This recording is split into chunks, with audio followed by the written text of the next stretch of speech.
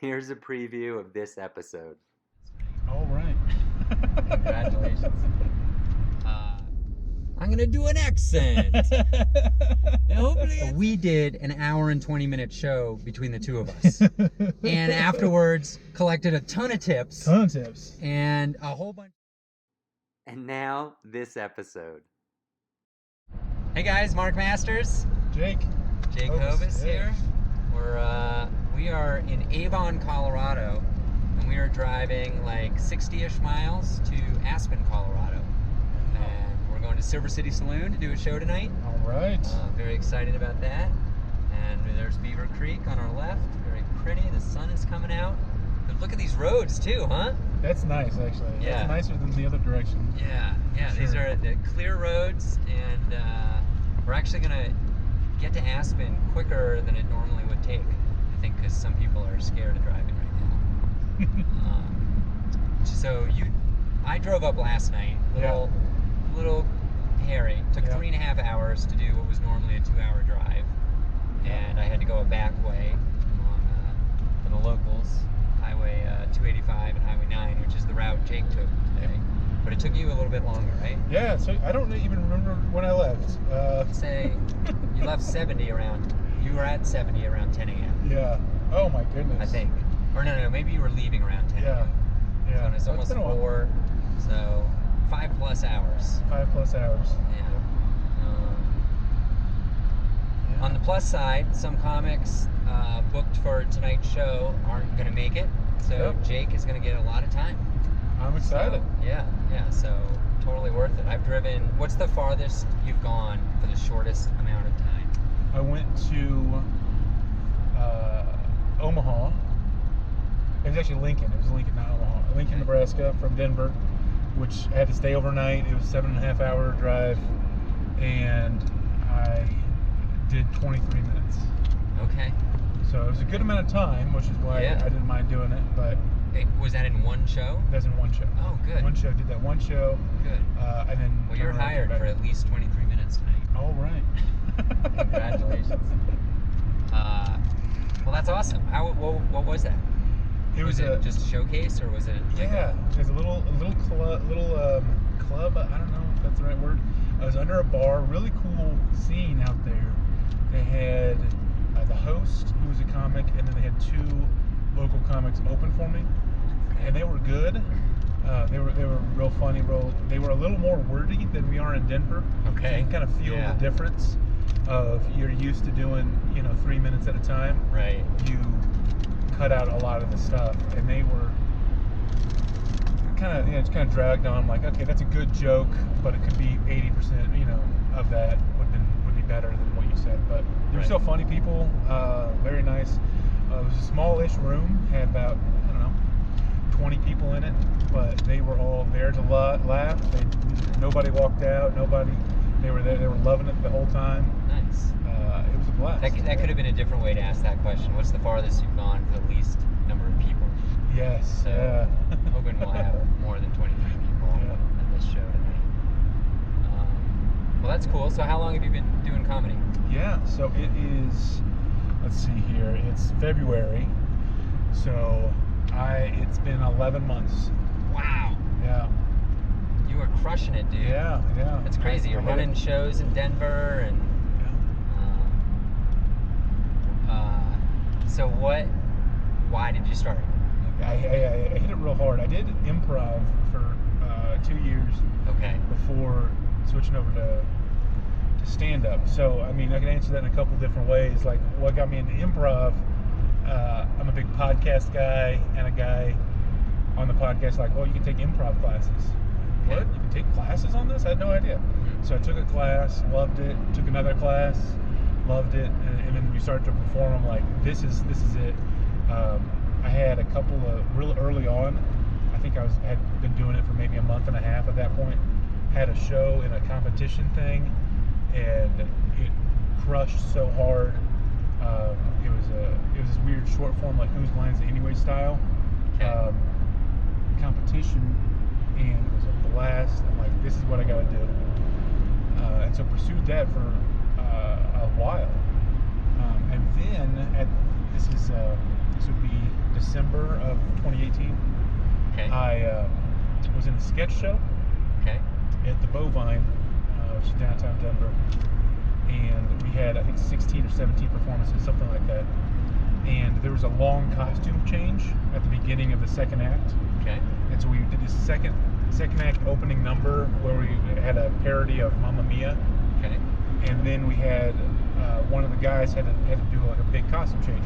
So basically, I was in charge of just wasting time for 10 minutes or 8 minutes, maybe not quite that long, but like every show.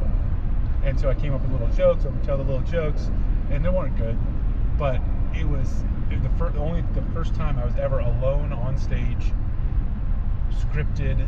Was that the 11 months ago, or was that a... That was not. No, okay. that was December. That was leading up. That was leading up to it. Okay. And then a couple other things happened. Had to run an auction at my church. And like they wanted to auction off some stuff to raise money for the youth group. Okay. And they gave me the microphone. Huh. And that was like the second time I ran an auction, which is weird to run an auction.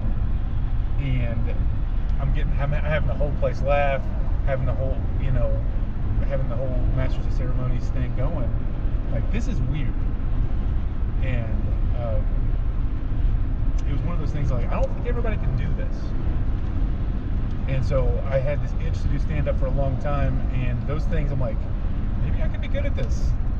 And so the first time it was Pi Day, so it was March 14th. Okay. And I went to Violet's venue. I did 7-minute set. Okay. At Violet's venue. They go in list order. Yeah. It's shut down now. So yeah. I've been there a couple times, or went there a couple times. Yeah. So, yeah. That's awesome. Yeah. Fun times. Yeah. How often do you get to do stand-up now?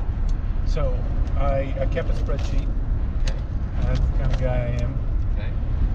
So if I go back a little bit, in 2018 I performed comedy, either stand-up or sketch, improv or sketch, 83 times. Okay.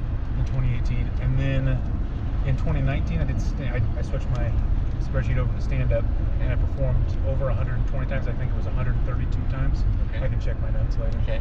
132 times stand-up in 2019, and last month I've done it 16 times. My goal is 200 in 2020. Okay. 200 stand-up. So some of those are showcases. A lot of those are open mics. Yep.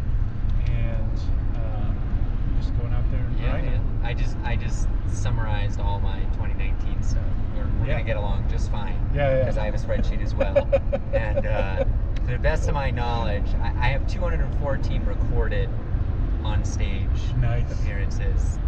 I probably missed a handful. Yeah. Like sometimes I'll go to a mic and just start talking to people and then never actually make note of it in a notebook, and it never gets to the spreadsheet. Yeah. But it's exhausting in a way. It is. Do you have some favorite mics in Denver? Yeah. I've liked Growler USA. Okay. They've changed their format a little bit as of late. It's a Friday night one, so that it works well. The Voodoo open mic, if you're looking for feedback from non-comics, is the best one. Yeah. If you're looking for a good amount of time, there's some other ones you can go to. I did Finn McCool's. Yes. I was just talking to somebody about that yesterday. Oh man, that's a tough room. Yeah, it is. But you can get a lot of time. You can get a lot of time. Yeah. I think I did it. I've done it maybe 6 or 7 times. I don't know. And you still do that every Friday? No, I don't do every single one because do they do it? They do it every Friday. Yeah. And I did it last Friday, and most of the time I'm able to win the crowd over a little bit. Yeah. I was not able to on Friday. I had a couple of tables listening, and that was about it. Yeah, that's hard. So it was loud. There was a bachelor party going on in the corner. Yeah. And they were not having it at all. Definitely ambush comedy. Yeah, and I was also. Who else? I went up last. Who else was there from the Denver scene? Like, No comics. Oh, really? So it was all music? Yeah. Okay. Yeah, that's tough. So. Yeah, I haven't been there in a long time, at least 6 months. That's a good one. So when you go to mics, do you have a plan, like a strategy? Like yeah. What are you trying to do? Yeah, I'm trying to work out the new stuff, get it real well set, get some feedback. So usually I try to do new stuff. I keep track of what I've done in each venue. I try to do something different at each venue. So if I go to one week after week after week, then I'm writing, if I do voodoo, 5-6 weeks in a row, I'd have to write 3 minutes every time, or at least new tags for stuff that I'm trying out.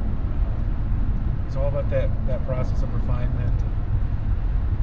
It's a bummer because a lot of times you write something down, you're like, this is super funny, you try it, like that wasn't even close. Right. Like, all right, I'm never gonna say that again. Yeah. So. Yeah. Do you usually give up on stuff after one telling? Yeah, sometimes I do. Yeah, there's some. I did a joke last Wednesday at Mercury Cafe. I think two jokes at Mercury Cafe that I was reviewing my notes recently. And I'm like, nope, never gonna do those again. Just didn't like them. Didn't feel good. They didn't fit well, and so I'm over it. Yeah. Huh. Do you record your sets? Yeah, usually audio record it. My phone's a little weird where if it's got too low of a battery, it refuses to audio record. Okay. So that's happened, I think, 3 times in the last month, where the battery's too low, so I couldn't record it. But other than that, I record them. Yeah. Okay. And then what do you do with the recordings? I haven't done a ton. Okay. Yeah. Do you listen to them? I've listened to them a little bit. Not really. I've listened to a few of the early ones. I was doing the World Series of Comedy, and I was doing a 7-minute set, and at the time, that was a little bit of a stretch for me, and so I listened to a few old recordings to see like what works, what was good, and so that was last summer. I think that was the last time I listened to any recordings. Yeah, I wish I had a better system because tonight I'm doing more time than I would have expected. Yep. And I did this story once ever, and it was like 10 minutes long, and I never wrote it down anywhere. Oh, I write all my stuff down in Google Docs, and it's one of the few things that's never been written down because I only told it once, and it did well. And I remember the story, but I don't remember the punchlines in the story, or at least all of them. And so, like, when I was waiting for you just then, I was trying to find it, and I have no way. I at least know when it was, the date, but I actually have to, like, every once in a while move all the stuff off my phone because it takes up all the space. And so this is one that's not on my phone. What I do, one of the things I'm in the habit of doing is I'll record it, do the audio recording, and I've got an app where I can trim the ends. And so I'll trim the ends, and then I'll send it to my wife, and I'll make her listen to it. And I'll ask her about and I'll have my set list, and I'll ask her about each joke. Okay, what a saint she is. And so she'll give me, feedback like, oh, that one didn't work. Okay, I like what you added here, that sort of thing. Huh. That's pretty cool. That's good teamwork. It is, yeah. And so sometimes I'll say stuff just for her. Okay. In the because I know the recording's eventually going to get to her. Yeah. So. Yeah. Huh. What's her turnaround time? If I bug her, it's a day. Okay. So I'll like email it. The app I can email the audio file from it, and I'll email it that night, and then the next morning or next day I'm at school, she's at work, and I'll text her and be like, did you listen to it yet? Like, oh, I'll listen to it right now. Yeah. And she listens to it, and then if she doesn't make enough comments, doesn't text me enough comments, I'll ask her about what do you think about this joke, what do you think about that joke. Huh. So. That's great. That's a good process. Yeah. It's like almost like a writing partner. Yeah. Huh. That's pretty cool. So that Violet's mic, that first mic you did, which kind of isn't, it basically is your first time doing stand-up, but you had some other experiences. If you could go back and tell yourself something that you think would have a big impact on the last 11 months, what would you tell yourself? Man, that's interesting. I mean, maybe I I think I need to learn a little earlier on that don't take the competitions too seriously. Okay. The competitions are kind of goofy sometimes. And I did a lot of those, and sometimes it's a little disappointing. And I'm a competitive guy, right? But it's really not about who's funniest that night. It's about all these other things. It's about performance. It's about polish. Now, would you tell yourself not to enter them, or would you tell yourself just like, don't worry if you win? Yeah, more like that. I try to like nowadays. I think I'm better at that. I think I was real like fired up the first couple times, and maybe another thing would be to write more, to read more of the comedy books. There's a lot out there, and even if I don't write comedy the exact same way. It's interesting to feel from them. The weird thing is when I got back from that first mic, I opened my spreadsheet and I put in the date, the time. I wrote the set list down, and then I have a note column, and I wrote the notes of like, and your first one where I'm not even sure what happened.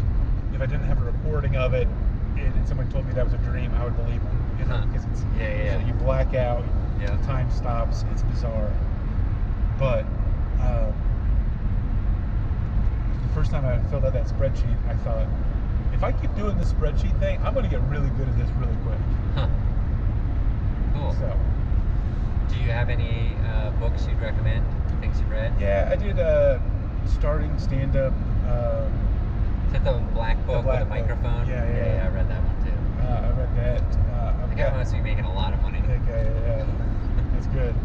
I read a couple other ones. I'm reading more now. That's something that I'm getting into at this stage. Okay. I'm reading one on like late night stand-up, how to write comedy for late night. Okay. Like the 5-minute sets, or like the sketches that they do? Yeah, more like the monologues, the sketches, the desk pieces, all of that sort of thing. And there's another book, The Serious Guide to Writing Jokes. I don't know, there's a comedian from Britain who writes it. Okay. I have a lot of weird references every once in a while, but pretty good. I did read a lot of your book. Oh, nice. Yeah. Not good yet. Notgoodyet.com. I don't have a copy handy with me. There's one way in the back. Had some exciting stuff happen recently with that. Really? I got a check from the Tattered cover. Heck yeah. It's pretty cool, and they reordered more books. Fantastic. And I just dropped those off the other night. And thank you to the local authors buyer there, Daron. And what was the other thing that happened? Well, I guess I can say this. I recorded a podcast a while ago, like a kind of big podcast that Neil Brennan's been on, and like stuff like that, like way above my pay grade. And at the end of it, I was like, hey, if you're listening to this podcast and you find out how to send me a note, I will autograph a book and mail it to you for free. Yeah. And I've had 2 people come through on that. And one of them was another comic, and they were just like, I don't need the book. I actually bought it already, so don't worry about it. But I wanted you to know that I heard it. And I just had one where a guy was like, hey, I've actually seen you. I'm not a comic, but I really like stand-up comedy, and I've seen you at the White Whale room in Denver, which is a mic that used to run. And I remember your Airbnb jokes, and I heard you on this podcast, and I'd love your book if you don't mind sending it to me. There you go. And I just sent it, and today it got delivered. I got the little notification from USPS. Pro tip for everybody: do you know what media mail is? Yeah, it's awesome. Cheap. If you're just mailing a book, or I guess DVDs as well. When you go up, say the magic words, I'd like to send this media mail, and then like instead of $7, it's like $2. Yep. So, it goes slower, but it's cheap. Yep. So anyway, some exciting stuff. Notgoodyet.com. Check that out if you're a beginning comic. All right, that's the end of that ad. Also, check out VailComedyShow.com. And you can find links to the Aspen Comedy Show through there, which is where we're headed right now. Have you ever been this far west of Denver? Yeah, well, I mean, I've driven through 70 all the way to California, down there, but I've never been to Aspen. Okay, this is cool. Yeah. Yeah, for those of you not good at geography local to Colorado, 70 goes all the way to California, but we're going to bang a right at Glenwood Springs and cut in like, I don't know, 20, 30 miles to get to Aspen, which is one of the most beautiful places on earth. I think we're gonna get there when it's still light out too, which is gonna be really nice. Such a cool place. And here's a cool thing about running shows and doing shows. The deal we have with the Silver City Saloon includes a bar budget, like for drinks and food, and it's pretty ample, big enough that like 4 people can easily get a drink and dinner. And we're gonna split it tonight. There we go. So we're gonna not even split it 50-50 if you can do the math. If you're watching this, if you're listening to this, you might not know what I'm saying, but Jake sometimes goes by Big Jake. Yeah, that's true. 6'8". 6'8". I'm curious about this. Did you play football? Yeah, in high school I played football. I was the center in football, nose guard, so offensive line, defensive line. I read the autobiography of Bill Belichick. He was a center. Really? Yeah, he played center, and very cerebral position, it turns out. Yeah, there's more to it. But I was actually better at basketball. So oh, no way. Yeah, I was trimmer back then. Okay. And I grew up here. I led Colorado in blocks my senior year. Oh, cool. My first game as a senior, I got 15 blocks. Wow. Which is crazy. Why would they keep shooting, right? It's unbelievable. What was your mascot? What school were you at? Yeah, it was at, that's an interesting story too, because I went to Westland, and it shut down after my junior year. Oh, wow. And so I went to a different school my senior year. Okay. But it was in the same building. Huh. So another school like rented the building or bought the building and moved in. Okay. And so I was like one of 3 guys who had gone to both schools. Huh. So it was weird. My junior year, it was super small. Okay. It was like, I think I had 9 people in my grade my junior year. Whoa, that's really small. Yeah, I ended up graduating with 24 people. Okay. Yeah. So it was a lot bigger, you know. Yeah. Huh. That's awesome. Right. Are you good at Papa Shot? Yeah. Decent. Haven't played in a while. I used to play at the school at Vail. They'll on Friday mornings The school you teach at? Yeah, school I teach at. The faculty will play early morning on Friday, and we had a relationship with a local guy who his kids used to go to the school, but now he's just friends. He just hangs out, likes playing basketball with us. It's Darius Holland. He was a defensive tackle for the Green Bay Packers. Oh, cool. So he's this big, mean guy when he's playing, at least. He's a very sweet guy off the court. And I would always have to guard him. Huh. That's wild. Which was not fun. Not fun. He's a tough dude. Yeah. Jeez. That's cool. That's cool. There's I was just talking to, I don't know her last name, but Megan, the tall. Yeah. O'Neal. Megan O'Neal. Played basketball at Air Force. I didn't realize that. Wow. Yeah. I think I've heard it a bit before that maybe I'm confusing her with another comic, but she mostly was on the bench, maybe. Or she was very modest about it in one of her bits. But who knows if that's real or not. We were talking about basketball and comedy. Yep. And there's this famous game, kind of secret basketball game that Larry Sanders used to put on in his house. Like Sarah Silverman would play there, and all these kind of famous comics would go goof around and play basketball. So there's like a history of basketball and comedy. And do you know about Blake Griffin? No. He does stand-up comedy all the time. He's done Just for Laughs. He's I think he's done tour dates with Pete Holmes. That's crazy. Yeah, he's apparently very good. We'll have to look that up. Yeah. It's kind of interesting. Fun fact. There are a lot of athletes in comedy. I wonder if it's like the work ethic, or you need something to be competitive about still, or... Yeah, I mean, and there's a lot of humor that happens in sports and in the locker room and after the games, and when you're going to there, and, you know, on the bus, you're trying to make everybody laugh. I mean, that's pretty common. And, there's a real funny guy outside of he was based out of Las Vegas, who I met at the World Series of Comedy thing, and he played pretty competitive hockey for a long time. Okay. So it is interesting when you think about, because you don't necessarily put athlete or sport and comedy together, but I think that there's something to it. Yeah. Are you doing the World Series of Comedy again? Yeah, I am. I'm going to Vegas. I think in like 2 weeks. Awesome. Yeah, I'm going to do the Vegas one. I've never done it in Vegas. Nice. So I'm pretty excited about that. That's cool. How long a set are you doing? 7 minutes. Okay. So. Do you know what you're doing already? Or are you still tweaking it? I'm still tweaking it. Yeah. There's a bit that I just wrote that I really like. Okay. And you know, may or may not throw that in there. Okay. So. That's awesome. Are you flying or driving? No, I'm gonna fly out there. Do you have, now how does that work? You have to go for like, in case you advance, do you have to plan to be there for several nights? Or? I'm going, yeah. So I signed up with the World Series of Comedy. You can sign up for mini satellites. Yep.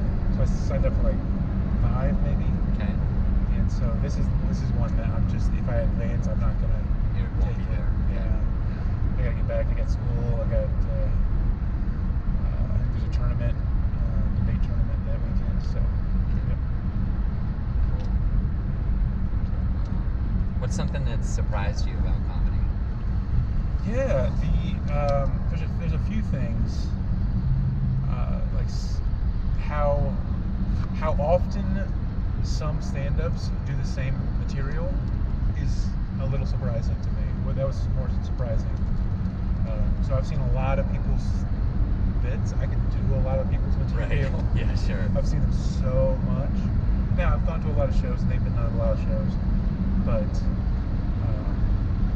coming from an improv background where every single night is new, right? It's different. It feels weird. And there's that, and there's also the community around stand-up is different than improv. It's better and it's worse than improv, like simultaneously. Okay. The improv community is very supportive. There's a lot of camaraderie. There's a lot of like, we've got each other's backs. We're on the same team.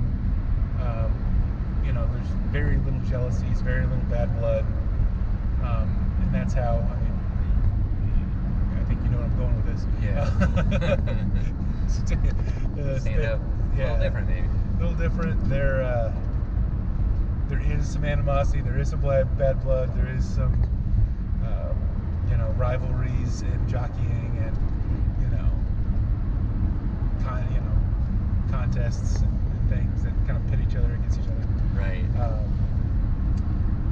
Now there's still a decent amount of camaraderie amongst them, but improv people would be very welcoming of new.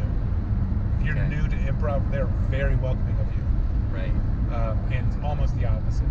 Stand up, you're new. I'm not going to talk to you unless I've seen you 6 times. Right. Right. Because I don't know if you're going to be around. I don't know if you're serious. I don't know if you're any good. That sort of thing. But the way that the stand-up community is better than the improv community is they take it more serious. There's a lot more like guys out there producing shows, doing shows. Like, I want to be better. I want to get better. And like, there's much more career-minded people in stand-up than there are in improv. In improv, the whole time I was there was 2 guys who moved out to LA who wanted to pursue improv. And the best I've heard is they really haven't done much. Whereas we know people that we interact with all the time who have done stuff, who have been on Comedy Central, who have been on, this and that, who do get paid regularly, Right. So it's different. Yeah, it is different. Do you still do any improv? Yeah, I'm on a couple of shows. Okay. One is the 8-Bit Kids. Okay. And I just saw an ad for that the other day. Yeah, their angle is all of the improvisers are also stand-ups. Okay. So who's on your team? Brenna Bigelow. Yep. And Sean Wessing, her boyfriend. Okay. And Aaron Maslow. Oh, really? I didn't know he did improv. Yep. Yeah, cool. He's a funny guy. Yeah. Von Sprecken. Okay. The other guys like Bobby, I'm not sure if you've met, I've never seen him at a mic, so some of the other guys, I'm not certain if you know Bonnie and Lauren. Yeah, Colt. I know Bonnie and Lauren. Yeah. Yep. So cool. That's awesome. Yep. Do you think that helps your comedy? I don't do improv. Yeah, it's interesting. I don't think so. Okay. I think it might eventually. Okay. Because crowd work is something that I don't really do. Okay. I'd love to, but it's more like when you constantly are getting short sets. If I'm up there for 3 minutes, I don't want to do any crowd work. Yeah, for sure. I want to see if these bits work. I want to see if these are the places I want to do it. Yeah. So, crowd work is one of those things where I think you can get a lot of mileage out of improv. I think it can be a lot of fun for the audience, where you're trying to be in the moment, trying to be funny, and they know that you just made it up, so it's good. Right. One of that book that we both read talks about crowd work, and talks about, and so I've tried it a couple times, but it talks about you should ask a yes or no question and have a joke ready for if they say yes or if they say no. Huh. That's how they suggest to start off doing crowd work. Okay. And I haven't really dove into that. So I've done a little bit here and there, but yeah, it seems like the kind of thing that just comes naturally with experience. Yeah, you're more comfortable on stage. And it's almost like I forget what the word for this is. What do you call those diagrams? They're like circles and then arrows. And it's like a flow kind of diagram. Yeah. Like basically, it's a little bit of peeking behind the magician's curtain, but a lot of crowd work is like pre-written, or maybe not even written, but you've been in a situation before and you riffed something and it worked. So you're going to reuse that forever. If you get 3 levels deep into this flow chart and they say yes, you're always going to say this joke or some variant of that joke. And so once you do enough repetitions, you kind of fill in that flow chart with a bunch of stuff. That's actually something I want to work on tonight. So I'm hosting this show, and I am hoping to do 10 minutes of crowd work, no material, just talking to the audience. I have never actually tried explicitly to do this, but multiple times I've tried to do some crowd work and usually cut it short. Like I'll get somewhere on the flow chart where I don't know the answer. And be like, okay, that's cool. Let me tell you this joke. It's kind of like a confidence thing, Yeah, for sure. So we'll see how that goes tonight. That's a challenge. And one of the things, we'll talk on the way back as well. So why don't now's a decent time to do this. I'll challenge you to do something tonight. Okay.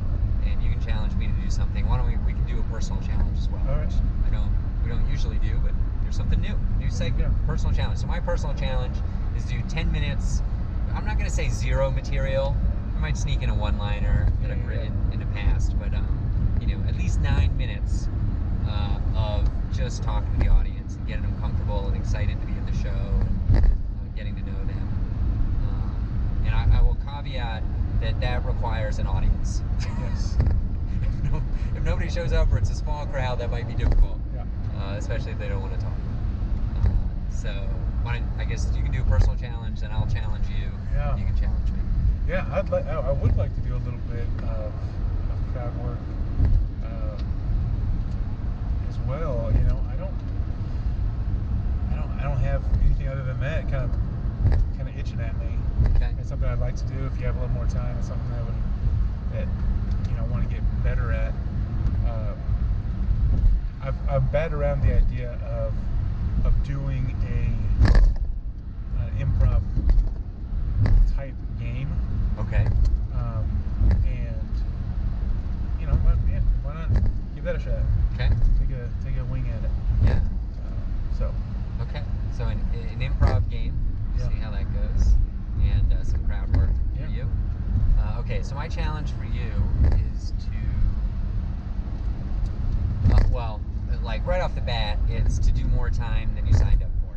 Because I communicated, how much time you're doing about a week ago, and we're inflating that number. So that will be pretty easy unless you run off stage early. And I guess I would say get a laugh from an act out. Okay. Like without using words. Yeah. You can kind of pick and choose what that is, and then tell me afterwards whether it worked or not. Okay. It could be just a funny face.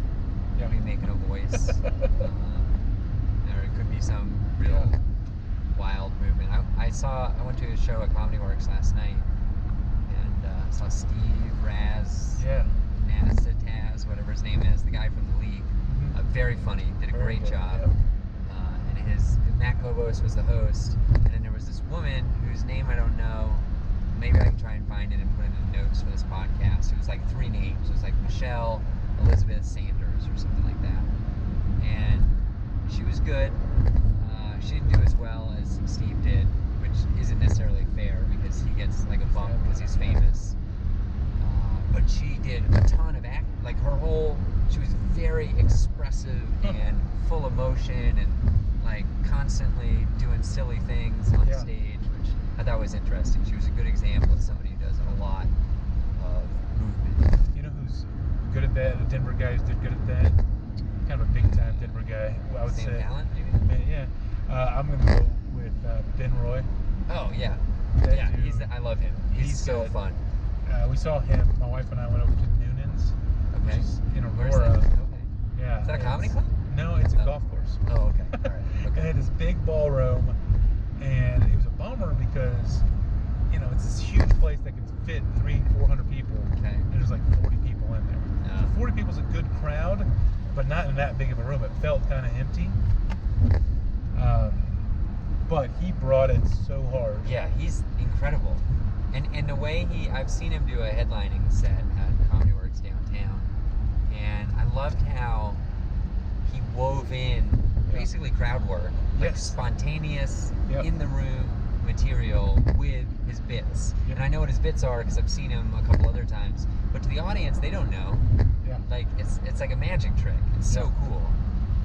Sam Talon's also really good at that. For sure. But Ben, he definitely goes around his airplane thing where he's flying around. Yeah, and it's just his face is so. He's going so much hard. Energy. Yeah. It's a lot of energy. I think that comes from it. He's a rock and roll. Yep. He's in a band. So I think he's has a lot of training in performance, being on stage for a lot of people. So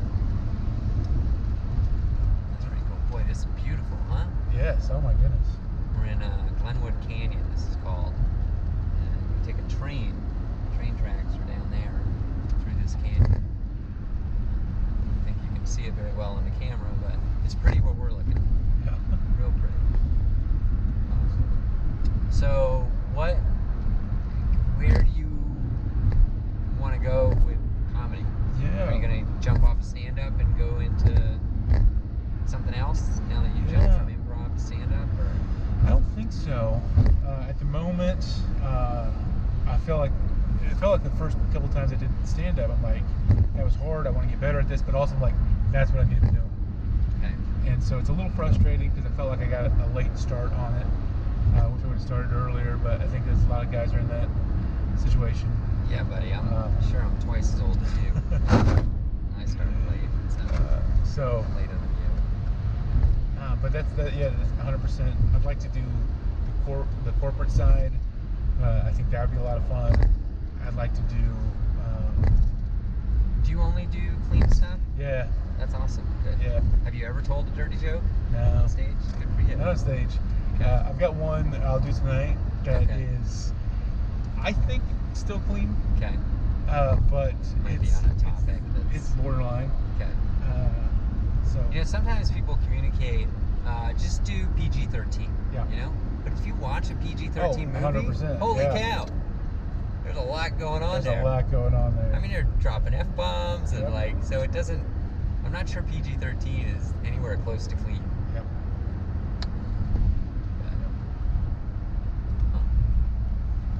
So one of the improv teams that I'm on, so I'm on the 8-Bit Kids, and there's another one that's 8-Bit Kids is kind of focused on voodoo. They play in other places. But the other team is much more corporate event heavy and a lot of church event heavy stuff. Even it's called Fish Sticks. Okay. And I just became a member of the team within the last 2 weeks. Oh, cool. And but I've been doing the training and the audition stuff lasted 6 months. Wow. Well, congratulations. That's neat. It's exciting. So, with that, them booking the same sort of places that I would want to book at. These corporate to do events. stand-up. Yeah, so I'm going to try to learn from that, learn from it how to book some of these places and make those contacts. So. I think did you give me a challenge? No, I didn't. Okay. So here's my challenge. Okay. Is do a joke in an accent. Oh, geez. Were you at my last show? No. At my last Comedy Works show? Oh, geez. I think I might have been, actually. I learned something kind of interesting that I think is valuable knowledge. Sorry for that. Just kidding. I had a joke where I do an Italian accent, and I can do it just talking to people, and I've done it at open mics, and I did it once at a show, and it was okay, and there were 100 people at that show. But at Comedy Works, there's something about I've watched the video since, and I can even my normal voice doesn't sound like my voice. Really? Because I have so much adrenaline. Really? And I'm so hopped up and nervous energy, and so if you have nervous energy and a lot of adrenaline, and you try and do an accent, it may not sound anything like what you've done it when you practice. Because I listen to it and I'm like, oh geez, yeah, okay, I can do that joke again and see if I've had a lot of trouble getting that particular joke to work. I think because there are two problems. I don't mind kind of burning the material. One is I assume that everybody knows. Well, let me ask you this: which pasta is farfalle? Do you know? I have no idea. Yeah, see, that's the problem. I didn't realize people didn't. You have to know that it's the bow tie pasta. Oh. And people don't. I just assumed everybody knew that, but it's not common knowledge. So I think I lose people partly on that, and I can spell that out. In fact, tonight I've been wanting to do a longer set where I could teach the audience maybe 10 minutes ahead of time. Hey, did you know farfalle is the bow tie pasta? And then so everybody knows it at that point. And then 10 minutes later when I do the joke, people, most of them will remember, and it will be funny because you need that knowledge for it to be funny. But then I think just the thing I do with the accent, I'm not sure it's super strong, so I don't always get a read on if it's, it's not my best joke. But okay, that's great. I love that. I love that. I'm gonna do it. I'm gonna do an accent. And hopefully it's not a racist and a terrible. Hopefully there are not a gangsters in the audience. We'll see. Do you have material with accents? No. And that's one of the so improv is all about characters. It's all about accents. It's about points of view, about playing people other than yourself. And in stand-up, a lot of it is being yourself. Mm-hmm. So there's that difference. But I was never really good at that aspect of it. I was good at the witty stuff. I was good at the one-liners. I was good at the, coming back and doing that. But I was not the character guy. So if you think Chris Farley, he had that improv just baked into his soul, or Mike Myers. I mean, they went through the same things at Second City. It's funny because that Chris Farley documentary, I don't know if you've seen that. No. Awesome. Okay. But what's it on? It's where can I watch it? You know what? I saw it when I had cable, so I don't know. Okay. I got rid of cable. Okay. But and few years ago, but it stuck with me. I did read his autobiography as well. But one of the things they were saying is Mike Myers got the phone call from Lorne Michaels, because he's big time in Second City in Chicago, and says, hey, we'd love you to come and join our cast. Anybody you think is ready? And he pointed to Chris Farley, who had not had nearly as much experience as a lot of the people, but would just crush so hard. A lot of those other guys come from a more stand-up background, like Sandler and Spade, more stand-up guys. But Farley was improv. I don't think he ever did stand-up. Not that I heard. Yeah, I think his brother tours doing stand-up. Yeah, he does. Yeah.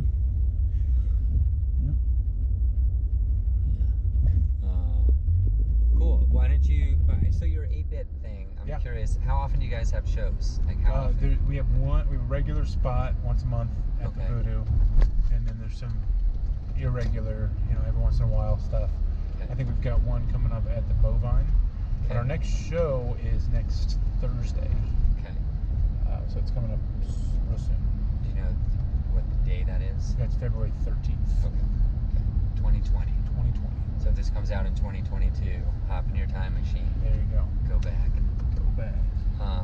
Or find the recording. Maybe it went viral. Do you ever tape or record improv and listen to it? Yeah, I did. I have a couple. So there's the Duel, which have you ever been to the Duel at the Voodoo? No. The Duel has an opening improv team, and they do like 15 minutes, and then there's a challenging team. They do a 15-minute set, and then there's a champions. They do a 15-minute set, and then they vote who won, the champions or the challengers. Okay. And a lot of it is who brought more people, but it is on a Saturday, and so there are a lot of just regular people around. And while they're tabulating the votes, a stand-up performs. So that's how I saw a lot of these guys for the first time. Like Derek Stroop, that's the very first time I saw him. Because I'm performing at the Duel, and he's the guy who's burning the place down. When he gets on stage, like, oh my goodness. But so I had me and a buddy of mine. We did the improv duo. It was just the two of us. Okay. And we had a good run on the Duel, like 5 times in a row. Wow. And we recorded a lot of those, and I've cut them up a little bit, and I think I'm going to put them on YouTube. The quality's not awesome. The sound quality, the visual is not bad, but we're not using mics. Okay. And it's just a phone thing, so my wife did it. So I might throw those on my YouTube. Yeah, let's talk about like digital marketing, stuff like that. You seem to be one of the comics who has a plan. Yeah. What do you talk to me about what you do? Yeah, a lot of that is coming from my brother, who, he's saying, which is interesting. And I think it's an interesting topic of it's like being a successful comedian or making money in comedy is not necessarily being the funniest. There's a lot of funny people, right? And but it is sales and marketing. It's that aspect of it, and so getting some of that stuff under your feet and learning it. I'm not anywhere close to good at it yet, but I am intentionally focused on some social media stuff, on YouTube, trying to grow that. So break down social media. What platforms are you it's doing? My personal Facebook page doesn't have a ton, but there's enough there, and then some more on Instagram. I've got a challenge for myself in 3 weeks, and it started on Sunday. Is I'm doing an Instagram story every day for 3 weeks, and just to learn, because I didn't know. Did you already do your story today? No, I didn't. Okay. And it intimidated me. Okay. Because I don't know how to do it. I'm not an Instagram guy. And so I'm like, I got to learn how to do this, because I'm modeling a lot of this out of, I know he's been in hot water recently, I understand, but John Christ is a guy that at least comedically, professionally, I have some respect for. And I remember well, first of all, he went to the South Club at Comedy Works on a Wednesday. Okay. Sold out. Wow. 2 shows. So I went to the 9 o'clock show on a Wednesday. Jeez. And the place South is Club packed. is huge. Yeah. They had the balcony full as well? Wow. I mean, it was 100%. Huh. It's crazy. That's on the strength of his like email list or Instagram following? I think it's on his YouTube. Okay. I mean, he's got a strong Instagram following, but his bio, most guys' bio has been on HBO, David Letterman, whatever it is. His first line is over 2 billion views of his videos. Wow. And so I'm like, well, there you go. He's a funny comedian. He's a good, solid stand-up. But he's not better than some of the guys that we know. Yeah. I mean, Elliot Woolsey is an awesome stand-up. Brent Gill, I think he's going to blow up more here soon. Sam Talent, those guys are going to get a lot more famous. But they're not. He's not funnier than those guys. But he's selling out these clubs. Totally different career path at this point. And maybe not. Sam might be on the same earnings. Maybe. Probably not actually. Even though he's doing incredible stuff. Yeah. Because I assume like after the show, John sells a bunch of DVDs and T-shirts. I'm not sure if he even does. Huh. Like that's not.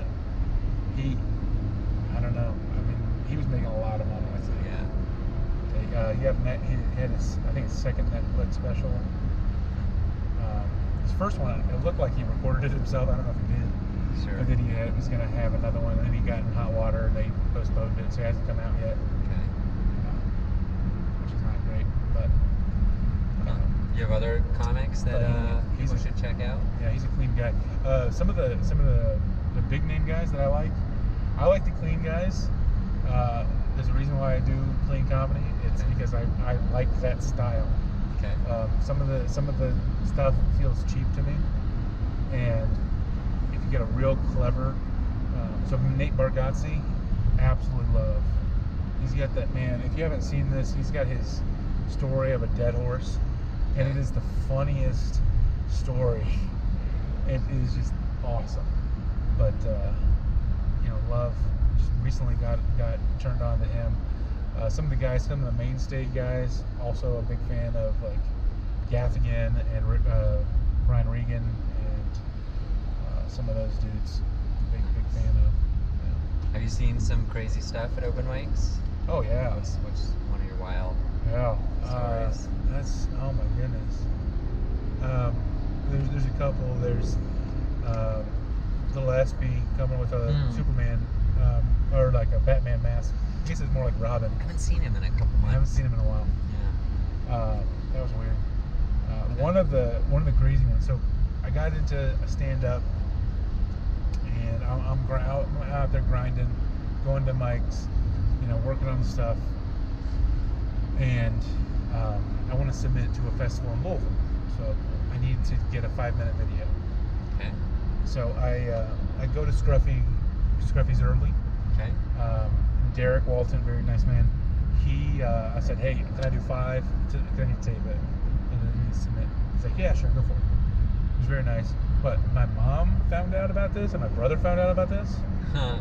And so I don't even think I told him. I think on Facebook, Derek invites everybody to the open mic, and I think I said I was going. Okay. I'm always going to this. So I'm at this open mic, and I go up like third, so that we have a decent crowd for the video. But then I'm just hanging out. And my parents were both there, and my brother was there for the whole show. And so this is long after I've gone up, but they enjoy comedy. They're just watching the show. And my mom gets picked on so much. Oh, jeez. If all of the female comics, like 3 in a row, pick on my mom. Oh, jeez. And she's not doing anything. She's not heckling them. Yeah. She's not doing anything here or there. But they're making like really overtly sexual things, like talking about different toys that they like. Yo, you like this too, right? Oh no, you're this Midwest woman, whatever. Oh my goodness. And she knows to not respond to it, so she doesn't respond to it. Right. And it was weird. Like, why are they doing this? It was bizarre because it's like, obviously we all know there's 5 maybe non-comics in this room, and so we're aiming our jokes at them. But it's one thing to aim your jokes at them, it's another thing to mock them if they don't like your jokes. Right. You know? So that was a little bit of a weird one. Yeah, that's uncomfortable. That's strange. Any great podcasts you like? Yeah. Let's Talk About Sets. Yeah, I love that one. That's great. They just came out with a new episode, but I haven't listened to it yet. I haven't gotten to that one yet. I got a notification last night. Dusty Slay. He's got a podcast. So Dusty Slay's another guy I like. I haven't seen a ton of his stuff. Okay. The stuff I have seen I've really liked. But I also really liked his podcast. He's a weird guy. Is it about like black and white or black and silver, like logo or whatever? Probably not. He's a very distinctive looking dude. He's got like long, straight hair. He's got a beard. He's got big, oversized glasses and wears a trucker cap. Okay. So he's a weird looking guy. He just came up recently. I was talking to somebody about it. Yeah. He put out a thing that I saw of like, hey, I'm doing my podcast. I'd love to answer questions from comics. So I sent him a question, and he was nice enough to answer it on the podcast. Oh, cool. It's pretty exciting. So Did you say your name? he didn't say my name. He didn't say anybody's name that did it. But I included the line of like, I did 132 podcasts, 132 shows in 20. He's like, that's awesome. That's exactly what you need to be doing. You need to. And I'm like, all right, that was nice. Yeah. That's nice. But then he also, took 5 minutes to answer my questions. So. Yeah. Do you feel like you're on track to do 200 this year? Yeah. So the average would be 16 and a half a month. Okay. And in January I did 16. Okay. So February is going to be a little bit harder. Okay. I've got some travel things, and there's definitely some seasonality too. Yeah, but Nice. As a high school teacher, summer I can hit that so hard. Oh yeah, of course. So and spring break, is coming up pretty soon, and yeah, I love hitting multiple mics in one night. It's the best if it can work. Tuesdays is my favorite night in Denver. Yeah, what do you do there's Tuesday? An early Tuesday night. There's a new one. It's really good at this tea place. Oh yeah. Colorado and 25. Megan is running that one, right? Yeah. She wasn't there when I went. Her and Laura. Yeah. And that one's really nice. Like I got to do 10 minutes there. Oh, nice. So, I mean, and there's basically 2 people in the audience. Yeah. But they were paying attention and they were there for the mic, so they were amazing. Yeah. And it was them and like 4 employees who were mostly paying attention, except when they had to work. And then like 5 comics and that was like a nice, like I feel like some mics, the comics pay attention and there's some camaraderie. Yeah. And some mics, it's like nobody's paying attention. Yeah. And it's not even necessarily a dig on those comedians. No. It's also the content. Like some mics, just people are regurgitating the same material, and it's just like it's so hard to tune into everybody because there is one mic that I do like. I haven't mentioned it yet. The Goods on Monday. Oh, I want to go there at 9 o'clock, right? Yeah. Did they do it this last Monday? It was snowing like crazy. I didn't go. Okay. Yeah. I almost went, and then I was like, you know what? I'm gonna go to bed early, and I was really happy about going to bed early. Bear, I love Bear, and Mike Langworthy run that. Yeah. And Chuck Royce was his real name. But man, those guys are funny, and they're really generous as well. So, I mean, Mike has given me tags. He's worked through jokes with me, and yeah, I have to go check that out. That's a good one. Because Monday I usually go to Irish Rover, and I can hit both of them. I haven't been to that one in a while. It got too packed for a while. Yeah, this last week was awesome because there were only like 10 comics there. Yeah. I mean, there's not a ton of people in the audience, but there are like 10 people. Warren does a really good job getting people to show up. Yeah. So, but yeah, Tuesdays there's that tea mic, and then you can go to. Then I go to New Talent Night. Oh yeah. And that's like my new habit or thing is I stay all the way until nose. So I watch everybody, which is very interesting to me. To just like, I don't know, it's a different way of practicing comedy. To watch people, a lot of the people that I've seen work out material at mics, and kind of see how they do it on stage. They're trying to be more serious about doing well at Comedy Works. So that's why I do that. And then, so that doesn't count as mic. But then I go to Scruffy's, and then from Scruffy's, I'll go to Mutiny, which is very relaxed, chill mic. And then from there, I'll go to Kinga's, which is, I think even they would say not the best mic, but it's stage time, you're there, and it's, if you can get some reaction from people who, it's a little bit like an ambush comedy mic. So a lot of times I won't be able to do all of those just because it's too late. But if I can do 4 in a night and watch all that new talent night, that's like a really good night. Hoping, fingers crossed, this coming Tuesday, I'll be able to pull off the 4-fecta again. Yeah, I really it sounds like you've done some travel for comedy. Yeah. I'm real proud, I guess is the word, and impressed with the Denver open mic comedy scene. Yeah. It's real solid. It is. It's rare for me to go to another scene and go to an open mic. Like I do that quite a bit because I get to travel a lot. And, but it's very rare to see like a string of comics that I think are funnier than Denver comics. Yeah. It's nutty. And, the crowds come out for these. I'm sometimes surprised that some of these shows have standing room only. I went to a show, which you should do this one, Earn Your Keep at the Irish Snug. Okay. Down in that basement? Yeah, in the basement. Okay. And then Who runs that? It's Michael Siedian and Ed Bell. Okay, yeah. And it seems like that room can hold 50 people maybe. Okay.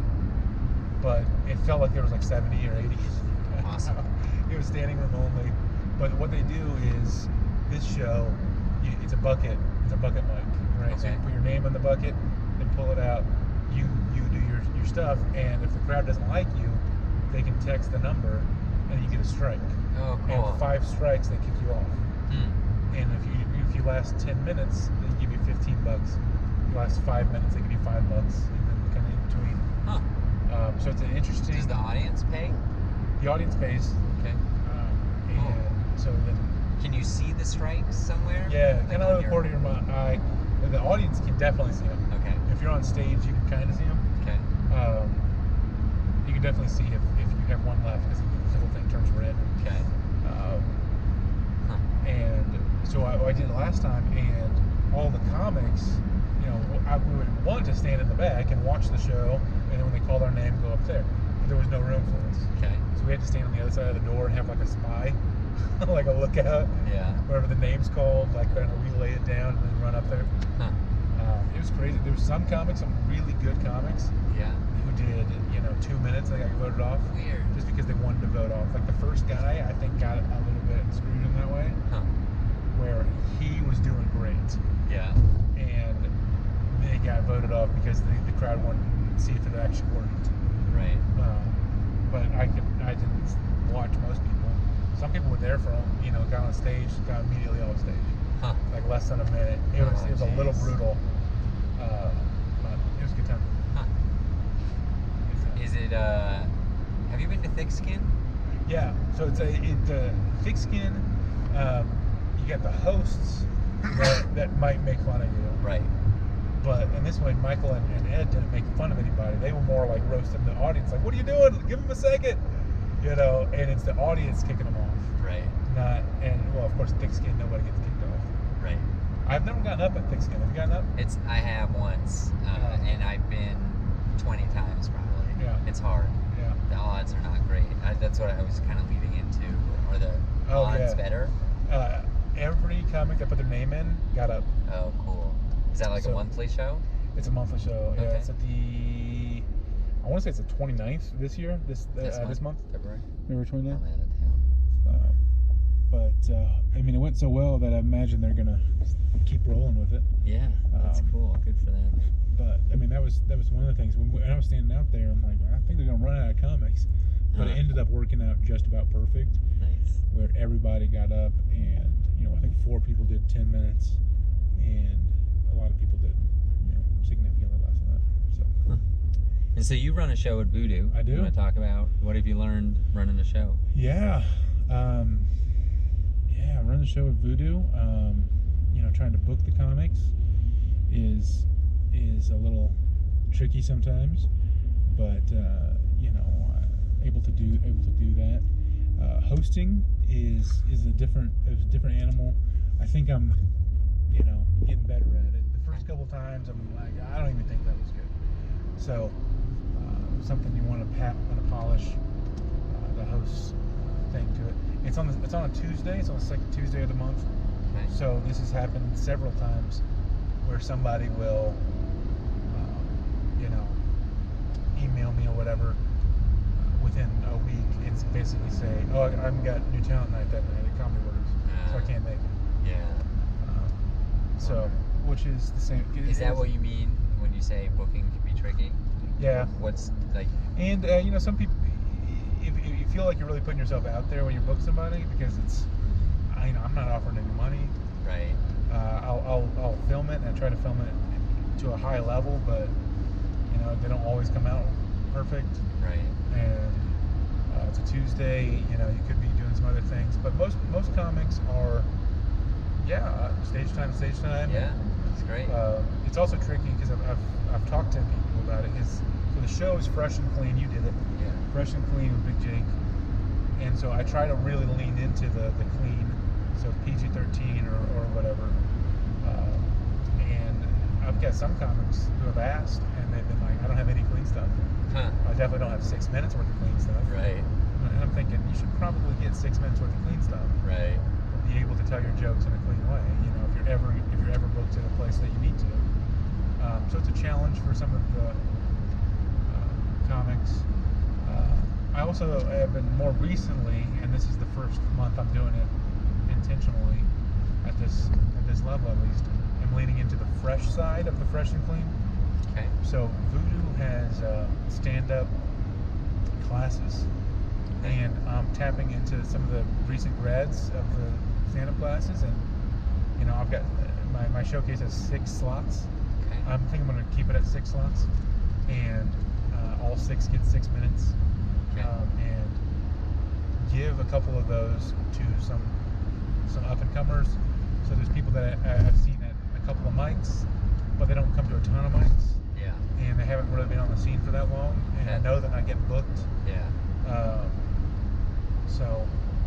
But I'll give them a shot. It's only 6 minutes. Yeah. Plus, I got some real heavy hitters. Right. Some of the people I've been able to book on this thing have been, oh my, they're real good. Yeah.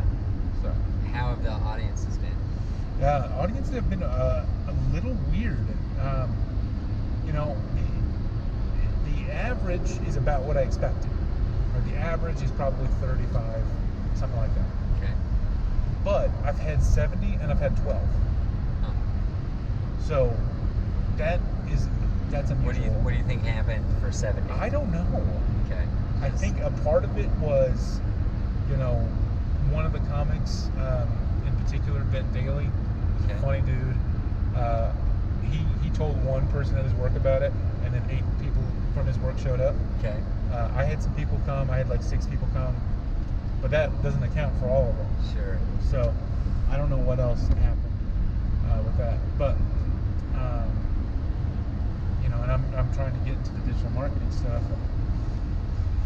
to try to build an email list and do all that stuff. But the 12 is funny because I'd had my show on the Tuesday, and then I was booked at one of the last showcases at Tandem the next day. Okay. And so I did my show, then did the Tandem show. Okay. Which love Tandem. It's a bummer that they went out of business. But my show, I had about 12 people in the audience, but they're all there for comedy. They're all facing the stage the whole time. They're all there like, yes, like into it. because of the way that a theater is set up as opposed to a bar. And then I went to Tandem, 12 people in the audience, completely different. Huh. You know, it felt different. It's a hard room. It's a hard room. It felt like the comics were listening to you, you know, but that's about it.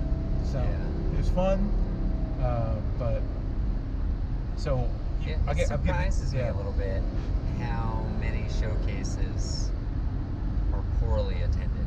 Yeah, and are not great. Just like a lot of times people will talk about mics not being good because you can't get a read on your joke because nobody's listening. Yeah. I'm surprised how many showcases are like that. Yeah. Where you're not even necessarily trying to get a read because you're doing your best material. You already know that this is your best material. Maybe I'm more optimistic. Or maybe I'm more pessimistic. We'll see. Because I'm like, whenever a showcase has a lot of people, I'm like, what are they doing? That's awesome. You know, I always expect to walk in with 4. You know, and I'm like, do your best, man. That's what marketing and taking this professionally, take this seriously. Right. It's all about. Yeah, any room, any group, you gotta entertain them and get them one laugh at a time. So. All right. Well, why don't we sign off for now, and then we'll be back afterwards. My challenge to do an accent. Yes. Your challenge to get a laugh without words, with an act out. Yeah. And then our personal challenges are both crowd work related. Yeah. We talk about them afterwards. Be a lot darker. We're now we rolled through Glenwood and Basalt, and we are almost maybe 15 minutes away from Aspen. So after all that travel, you're gonna be 10 minutes early for the show. Oh wow! Pretty cool. Wow. Pretty cool. So. There you go. All right. Bye. Bye. It starts. Yeah, it does start. Hey, I'm Mark Masters. Hi, Jake. All right, we're back. We did it. We did it. That's Right right. over there. So cool. That was a cool show, huh? That was a very good set. It was Oh fun my goodness. times. That was so fun. So, to recap, there were supposed to be 4 people on the show. Sorry. Including a feature and a headliner doing almost an hour. Jake and I were supposed to do about 20 minutes total. Yeah. But we did an hour and 20-minute show between the 2 of us. And afterwards, collected a ton of tips. And a whole bunch of high fives and handshakes, even some hugs, and people were very excited and happy. So before the battery dies, let's talk about our challenges. My crowd work challenge, 10 minutes with no jokes. I did tell 2 jokes, 2 very short jokes. I told one in the beginning because I was having a real hard time getting people to pay attention. And it was like a controversial one. And then actually 2 of my most controversial jokes I did during the crowd work thing. And I want to say 9 minutes and 45 seconds with definitely less than 45 seconds was actual material. I wouldn't say it was amazing or made anybody really crack up laughing. I was kind of just out of control, asking people like, hey, are you dating? Hey, what's your job? Hey. And they weren't like totally into it, but in the beginning it was very rowdy room. It was. And they kind of calmed down and started listening. So I think I kind of get what the point of crowd work is now up top from a host. So that was exciting. And then on the accent thing, did you happen to hear my accent? I didn't. Okay, that's fine. I'll have to play it back to see if it was any good. But I did learn a valuable lesson. I got some laughs in it by going slower. And I think that's a problem with a lot of my comedy because I'm so used to these 3-minute chunks. I fly through everything and I never like sit on a joke and let like more people start laughing at it. No, actually I did hear it. You know, and you're gonna hate this.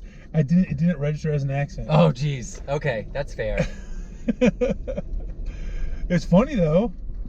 Yeah. So there's that. Sorry, I think we're about to get pulled over by a sheriff. And I don't know what to do about the lights in the car, and I don't know if that was an illegal turn I just made, but he like looked directly at me and hopped into his car. Oh wow. 2 cars behind us. All right. We'll just keep going. So that was that challenge. One thing I screwed up tonight. I didn't have a set list at all. Yeah. Like I basically brought out a list of all my jokes. All right, we're safe. The sheriff just passed us. And I just kind of like went through them in random order, and something that I screwed up and I realize now that's important in set structure is you got to be careful how you mix in dirty and clean jokes. Like I don't have a lot of dirty jokes, but I do have jokes that touch on sex and some other topics. They seem to really like those. They loved them, and they did not like my clean stuff. but they liked the clean stuff in the beginning. It was just like I poisoned the well somehow. Yeah. Like by telling too many dirty, like I would tell like 2 dirty jokes and then a clean joke, and they would not like they'd like smirk and think it was cute and clever, but they would not laugh like they did at the dirty joke. Yeah, they loved some of the dirty jokes. I'm excited to listen back to the recording. Did 32 minutes. Yeah, after 10 minutes up top. Of course, now I got to go back there in a month and do material, and I basically burned all the material I have. I'm gonna have to go through and see what's left. All right, so let's talk about your challenges. Yes. Yeah. So I did just a super small amount of crowd work. I did some response. I was listening to your crowd work, so I knew the people from Cleveland, and I knew the married couple. So I aimed a joke at some people. That's not quite what I was going for, and it really. By the time I thought about the challenge, I didn't put it in my set list. That was the problem. Okay. I didn't put it in the set list, and then by the time I thought of the challenge, I'm like, it doesn't fit here. And so I just kept going through. I thought you did. I couldn't see you from the green room area, but there was a point where you stopped talking and were getting laughs. Yeah.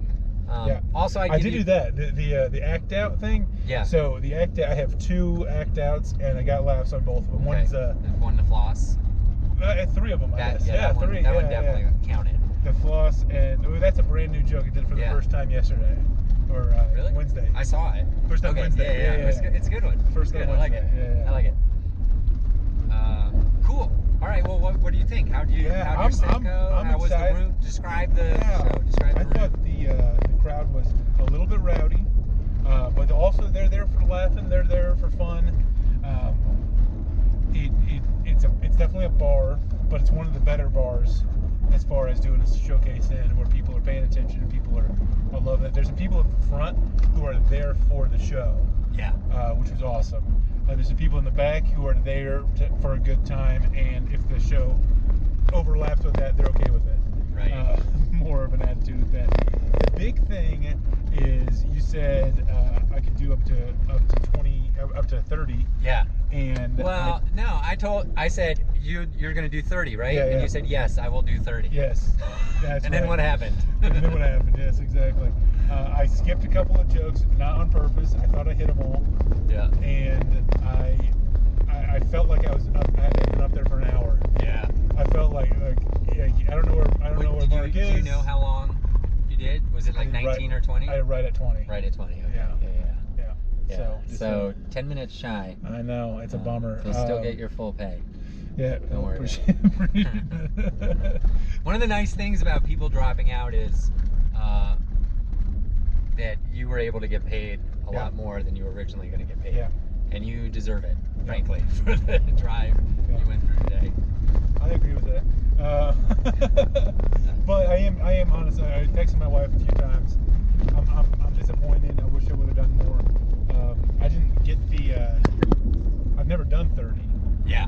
So the most I've ever done is 23. Yeah. So and I did all of that and then a joke after it. I must have been rushing. Yeah. So I did that set and then some.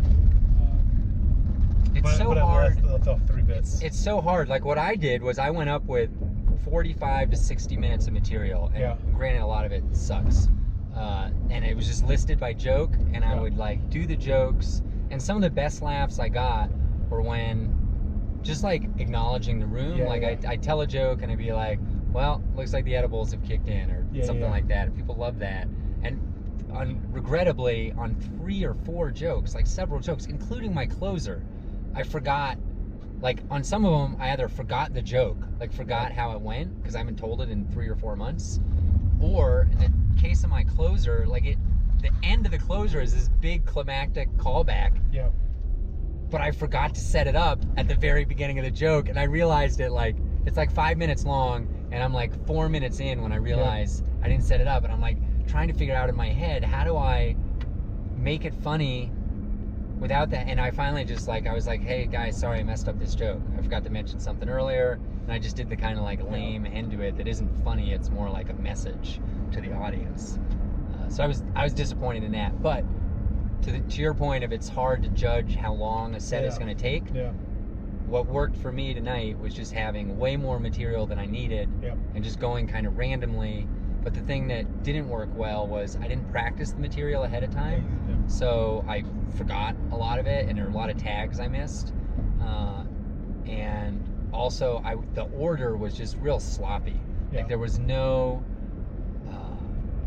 flow or like theme that went through the story of the set, and also it was mixing in dirty and clean jokes, which I learned tonight does not go well. I probably could have guessed that, but the one thing I am proud of is I never did anything until the closer that was longer than like 2.5 minutes, and almost everything was like 30 to 60 seconds long. And so like it was constantly moving. If people didn't like one thing, there was another one coming. And I think that's something I actually learned from Nathan Lund last month at the Vail show, the way he was doing his material, and we talked about it afterwards. He was like, I didn't want to give an opportunity for them to start talking. So he was constantly on to the next joke. It was a fun room, dude. And you did great.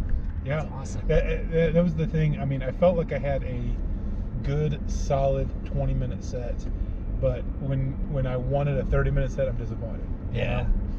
So, I mean, I did miss a few, but I'll say a couple show running things. First, that bar is a great partner. They were really flexible with me about being late, and this guy Ryan, who's actually the owner I don't usually work with, Jeremy is the guy I usually work with, was super nice and paid on time, which is an important thing, and just was great. So that's really important to like cultivate that relationship with your venue. The bummer for me is, although it was good as a trial run for tomorrow night, I have all kinds of new gimmicky like AV stuff. Like I have video now and music that goes like during the show and between the acts, and like half of it didn't work. And it was super stressful to set up in the first place, but I'll figure that out for tomorrow night. And I just don't know why the music wasn't playing between things. I don't know. There were some other sloppy things, like I forgot to ask you to take pictures and had to tell you from the stage. That's a good like courtesy thing in general, to just always take pictures. Like be that guy.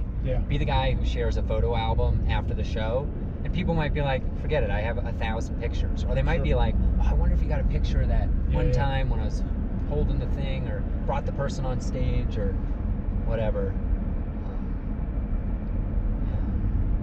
Ooh, it's starting to snow. All right, so are you motivated what are your next goals now that you did that show? Some more 9-hour drives? Some more 9-hour drives would be nice. I'd like to, one of the big goals of this year is to do, a 50-minute set. Wow. Which is crazy long. And feels unattainable at the moment. But that's why you set goals. That's why you stretch yourself, and that's why you do it. So I'd like to do some more longer things, do longer sets, do longer showcases, whatever it is. So just gonna work on that. Nice. What would you say the crowd size was? Are we gonna say 70? Yeah, something like that. It was good. It was a lot. I mean, like 20 of them were on the other side of the bar, but they were attention. They were super paying attention. Yeah, I'd look over there. Must have been no good sports on. Yeah, they were looking right at me. And, after the show, a couple of those people came up to me and so they did callbacks to my jokes. So like they were obviously listening. So cool. 50-minute set. All right, we'll check in with you at the end of the year. See how that goes. I don't think I have anything else to say. Not Good Yet is the name of my book. Check that out. Check out vailcomedyshow.com. This is the Aspen comedy show, which I don't know if it's gonna go 12 months a year, but the Vail comedy show is my regular monthly show, which will go 12 months a year. And anything you want to plug? You Fresh and Clean? Fresh and Big Clean, Jake. Big Jake. Second Tuesdays at Voodoo Comedy. Second Tuesdays at, you can check out the YouTube channel, doing some things there. YouTube.com/Jake Hovis. Got some Instagram, Big Jake Hovis. Got a lot of stuff out there. Yeah. Was your Instagram up on the screen? Did you notice? I think it was. I'm pretty sure it was. Yeah. It was. I wondered, did you get any followers? While I was up there, no, I didn't. Okay. I should have pointed it out. Yeah. I remember when Elon came up to the Vail comedy show, he wanted me to announce his, like when I introduced him, to announce his Instagram. He was all like excited that he got, I don't know, what number, 7 new followers or something like that. And he's, every time I see him on a show, he's focused on that follower count. And I know in a couple years it's going to pay off for him, because he's really dedicated to it. And it's kind of cool. All right. Well, I'm excited that the battery didn't die. And you guys got an awesome episode with Jake Hovis. Check him out. And I'm Mark Masters. Let's see each other again.